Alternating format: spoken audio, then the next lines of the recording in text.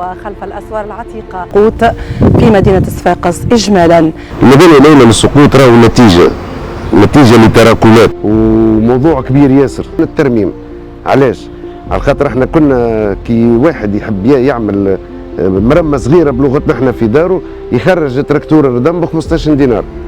مرعنا كان بلدية صفاقس زادت ثقلت على كاهل المواطن 15 دينار تاكساسيون على تراكتور الردم اللي يهز 4 براوت. اثنين عندنا مباني اللي هي تشكل خطر، هذه المباني اللي مش تترمم، نحكيو آلة للسقوط وقابلة للترميم. المواطن يقول لك انا ما عادش نرمم خاطر ولات التكلفة باهظة ياسر. رسالة يجيو يا خويا يرموا يعملوا اجراءات، يجيو يرموا ينظفوا يعملوا اجراءات، يرجعوا لنا الماء والضوء. تصور انا عايش من غير لا ماء لا ضوء، يصير شيء هذا. أنا في 2026 عندي قداش من شهر نحكي وقداش من مرة نمشي ونجي. آخر مرة قالوا لي برا دار العصعص. شنو الحل؟ الحل برا امشي اكري، اكري نعطيوك شهر اثنين بعد لي كاش يتصرف على روحك. بعثوني للولاية اللي بتاع باب بحر، قال لي حتى شهر ما تاخذوش، أنت عندك دار ملك تتبع بها للدولة وتمشي دار العصعص.